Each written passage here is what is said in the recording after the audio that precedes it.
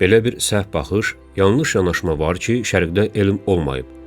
Türkiyəli fikir adamı, professor Orsan Öymənin təbirincə bəzilərinə görə sanki elm Avropaya aydınlanma mərhələsinin təşəkkülü ilə paraşütlə göydən enib və elmin qərbdə olub, şərqdə olmadığını demək adi şəhər əfsanəsi və səfsətədən başqa bir şey deyil.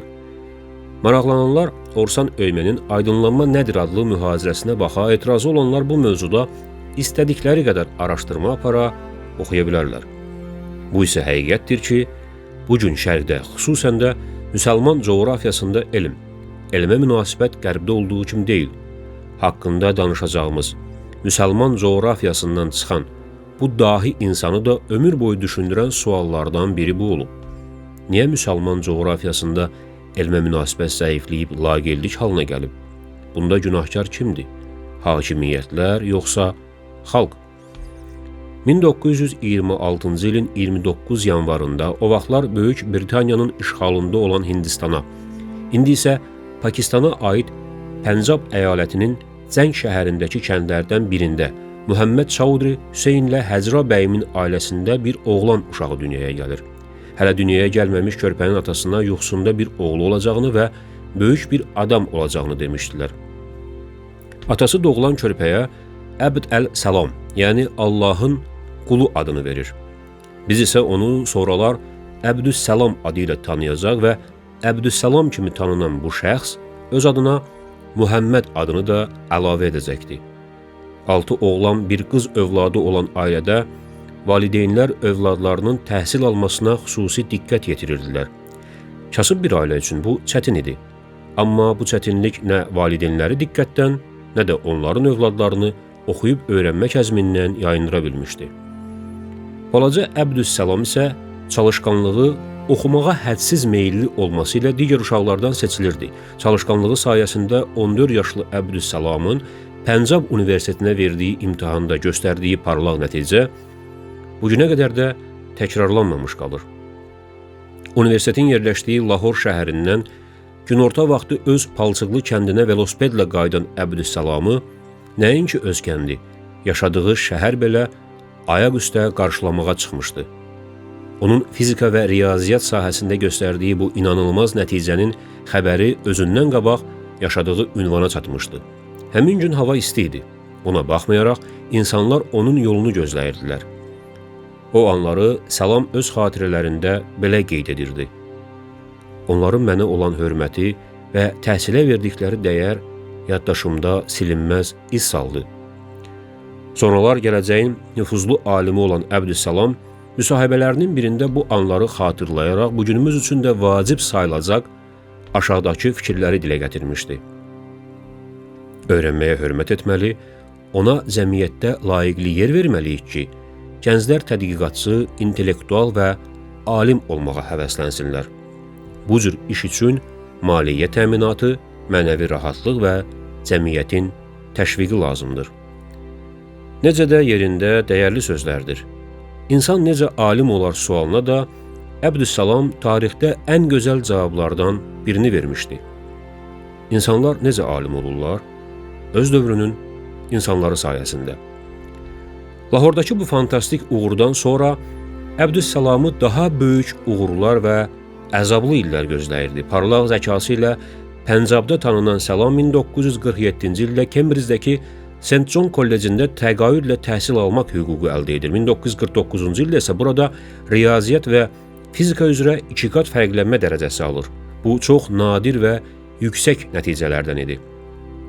Bir il sonra Kembricdə fizikaya verdiyi töhfələr ona nüfuzlu Smith mükafatını qazandırır. 1957-ci ildə London İmperial Kollecində professor dərəcəsi alan Əbdüs-Səlam ölkəsi Pakistana qayıdır və Pəncab Universitetində Riyaziyyat fakültəsinə rəhbərlik etməyə başlayır.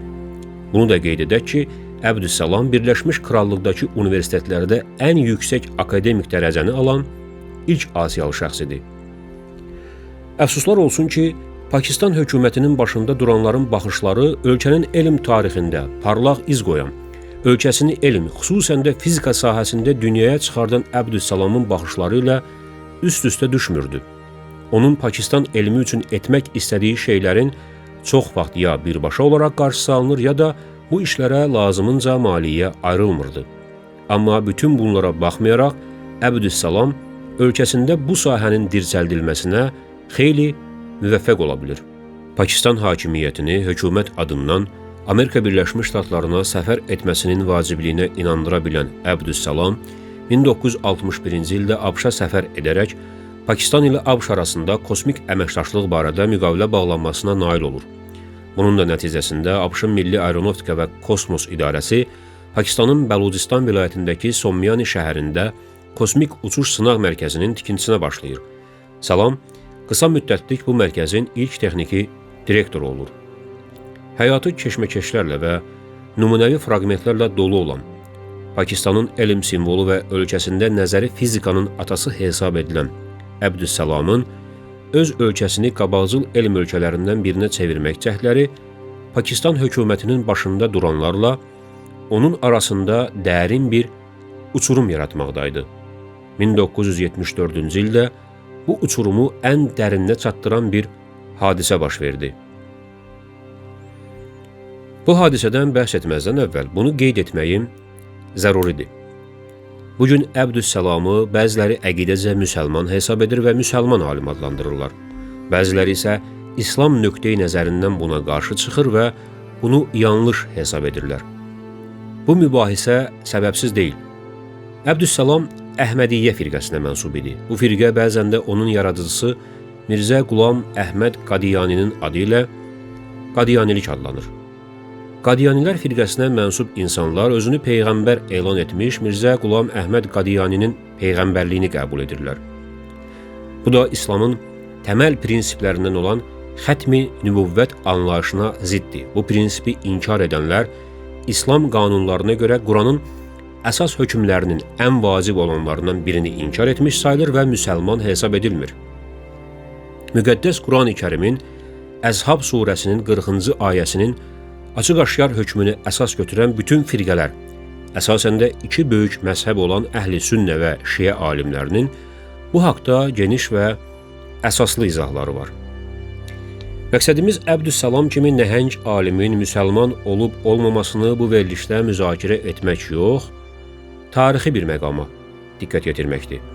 1974-cü ildə Pakistan parlamenti də yuxarıda bəhs etdiyim hökmü əsas götürərək Əhmədiyyə firqəsinin qeyri-müsəlman olduğunu elan edən qanun qəbul etdi. Pakistan parlamenti 1974-cü ilin sentyabr ayının 7-sində Konstitusiyanın 260-cı maddəsinə 3-cü bəndi əlavə etdi. Həmin bəndə görə Həzrəti Muhammedin sallallahu aleyhi və alihi və səlləm peyğəmbərliyinin mütləq və qeyd şərtsiz sonunculuğuna inanmayan yaxud Həzrəti Muhammeddən sallallahu aleyhi və alihi və səlləm sonra istənilən mənada və ya istənilən şəkildə peyğəmbər olduğunu iddia edən yaxud belə bir iddiaçını peyğəmbər və ya dini islahatçı kimi tanıyan şəxs artıq konstitusiya və qanun qarşısında da müsəlman hesab edilmirdi. Bu dəyişiklik həmin illərdə Pakistanda ciddi səs-küyə səbəb olur. Dəyişikliyə etiraz əlaməti olaraq Əbdüssalam canından artıq sevdiyi ölkəsindən küsür və etiraz əlaməti olaraq Pakistanı tərk edir. Buna baxmayaraq, o heç vaxt doğma ölkəsi ilə əlaqəsini kəsmir. İtaliya və Böyük Britaniya hökumətinin ona etdiyi vətəndaşlıq təklifindən imtina edən Salam, öz ölkəsinin elm dünyasında irəli çıxması üçün səylərini davam etdirərək, Pakistanlı gənc fiziklərin qabaqcıl universitetlərdə təhsil alması üçün bacardığı köməyi göstərməyə davam edir.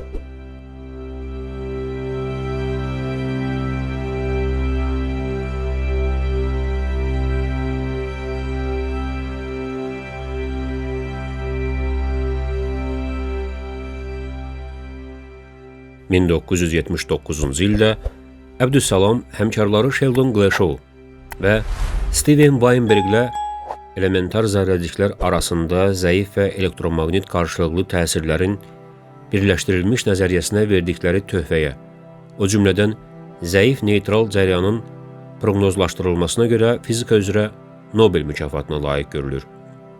Mükafatlandırma mərasimində ölkəsinin milli geyimində iştirak edən alim Nobel nitqi zamanı Qurani Kərimdən ayələr də oxuyur.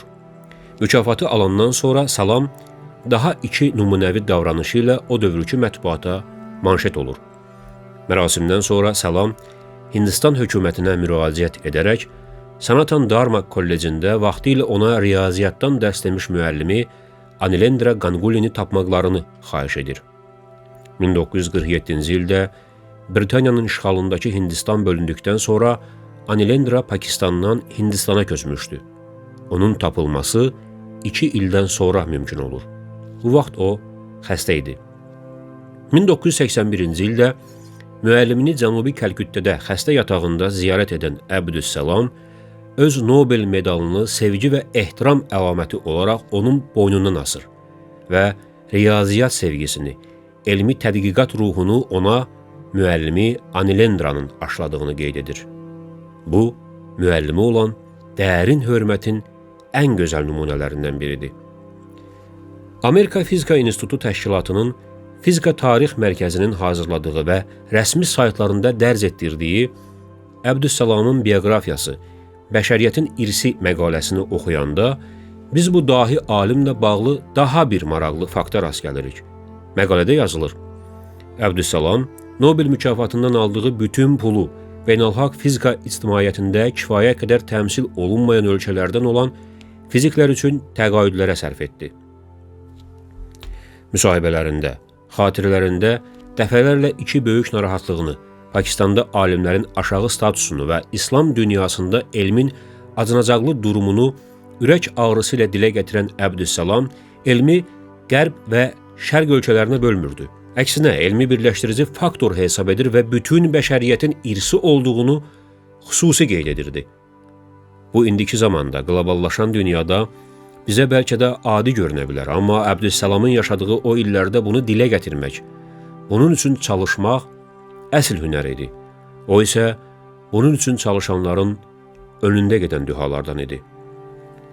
Öz otağına çəkilib elmi fəaliyyəti ilə məşğul olan Əbdüssalam bunu Qurani Kərimin sədaları altında həyata keçirirdi. Sevimli qarisi də Misirdən olan əfsanəvi səs və avaz sahibi Əbdülbasit idi. İstər evdə, istərsə də səfərlərdə sürücüsünün yemək yediyindən əmin olandan sonra yeməyə başlayan bu təvazökar insan 1996-cı ilin 21 noyabrında İngiltərədə Oksford şəhərində ağır xəstəlikdən vəfat etdi. Yazılanlara görə cənazə namazında 30 mindən çox insanın iştirak etdiyi bu böyük alim vəsiyyətini əsasən Pəncab əyalətindəki Rəbva, digər adıyla Çinab-Naqar şəhərində valideynlərinin yanında dəfn olunub. Biz də onun haqqında qısa bir veriliş hazırlayıb, yada salmağa, tanıtmağa, təbliğ etməyə çalışdıq. Bilirəm, belə məzmunlu verilişlərin baxış sayı az olur. Bəzən heç baxılmır da, elmə, alimi olan münasibət kimi. Elə Əbdüssalamın da narahatlıqlarından biri bu idi. Verilişi bu dahi alimin bu sözləri ilə yekunlaşdırmaq istəyirəm. Türkiyə, Misir və mənim ölkəm kimi ölkələrdə inkişaf yönümlü icmalar yoxdur. Çünki biz belə icmalar istəmirik. Bizdə elmə qarşı bir maraqsızlıq, biganəlik var. Elmin mənimsənilməsinə qarşı həvəs əskikliyi var. Bu isə bəzən hətta düşmənçiliyə qədər gedib çıxır.